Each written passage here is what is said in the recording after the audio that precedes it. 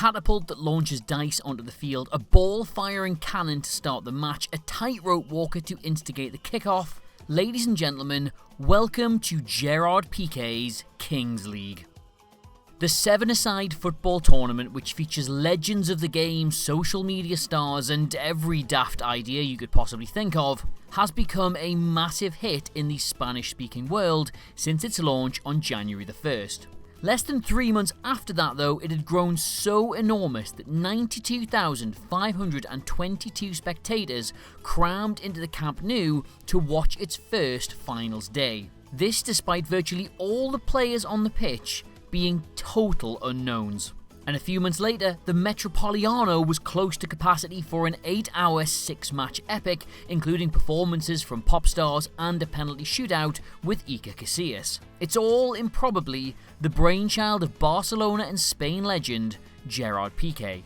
Not content with a World Cup, a European Championship, 4 Champions Leagues, 9 La Liga titles, the lot, the 36-year-old has ploughed his focus into Cosmos Holding. The company he founded in 2017 with Barcelona's shirt sponsor at the time, Rakuten. After controversial moves to turn Tennis Davis Cup into an 18-team tournament and Spanish Football Super Cup into a 4-team contest played in Saudi Arabia, as well as the launch of the world's first Balloon World Cup, the project gained some credibility when it bought FC Andorra and took them quickly from the Spanish 5th Division to fighting for promotion to La Liga. But it's the Kings League that has become the real story. Devised with help from Pique's pal Ibra Llanos, Spain's most famous social media influencer with 15 million followers on Twitch, the seven-a-side tournament has been an overnight phenomenon in Europe. With fixtures streamed live on YouTube, the first match day on January 1st saw a dozen games at a Power League-type indoor arena in Barcelona. There was only a tiny stand for spectators, but online it attracted a peak audience of 780,000. The second match day peaked at 945,000 when one team fielded a masked player known only as Enigma. Described by Pique as a La Liga player who didn't want to reveal his true identity, fevered speculation and guesswork had him identified as anyone from Isco to Denis Suarez. On match day 3, viewership reached 1.3 million. Part of the reason for this is the league's unusual rules voted for on social media, which help to draw attention. Matches are 2 halves of 20 minutes on a small-sided pitch. Normal league fixtures start water polo style, where each team lines up on their goal line before charging towards the ball on the centre spot. Teams can also play one secret weapon per match by picking a card at random. Options for those range from an immediate penalty kick to an opposition player being removed for a few minutes, or even just all the goals scored by your team in the next 2 minutes, counting double, things like that. La Liga chief Javier Tebas described it as a circus and a freak show, but it was never aimed at him. The main audience is 15 to 24-year-olds, and the league already has partnerships with major brands like Adidas and McDonald's. As for the more traditional fan, they are being courted with the involvement of legends like Iker Casillas and Sergio Aguero being the de facto presidents of teams in the league. Aguero has even played in some matches, striding on for his debut in a clown outfit before revealing his identity.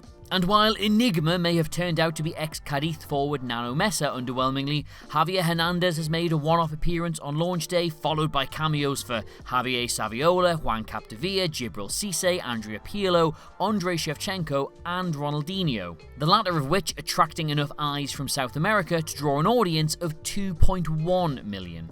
Pique, speaking exclusively to FourFourTwo in an outstanding feature written by our own Chris Flanagan, has even said that Neymar has been in touch about owning his own team, and that he can't rule out Messi himself getting involved at some point in the future, although he is, and this is a quote, very busy at the moment.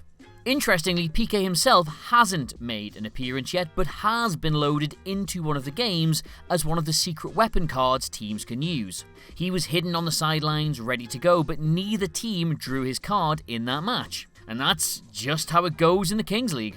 So, how does it work? Well, the Kings League follows an Apuesta and Clausura style format more popular in South America, in which each season is divided into 2 splits, the winter split and the summer split. Both splits have their own league stage, followed by playoffs for the top-ranked teams. During the league stage, the 12 teams play 11 match days and face every other team once. The top 8 teams, based on their rankings at the end of the league stage, advance to the playoffs. Each match day features 6 40-minute matches, which are divided into 2 20-minute halves. All these games are then played consecutively on the same ground. For the inaugural season, players were given the opportunity to apply and were selected through a draft process that took place last year. Prospective players underwent physical and skill testing before the top prospects were then drafted. Each team can have 12 players on their roster, and the draft involved selecting 10 players for those slots. The other 2, and this is where it gets good, were reserved for guest players. Your Agueros, your Pirlos, your Ronaldinhos, your Shevchenkos, your Adam Clearys, that sort of thing. These players are known as the 11th and 12th player, and as well as famous footballers, famous streamers and YouTube stars have appeared as well. The 12th player can change on each match day, while the 11th player is meant to stay with the team for the entire season. The most recent final, held almost unbelievably in a near sold-out Metropolitano, home of Atletico Madrid, saw the league whittled down to El Barrio and ex-Bayers team. After a frankly stunning 4-4 game played out, it was to be decided on penalties. But of course, this is the Kings League, not your classic 12-yard penalties.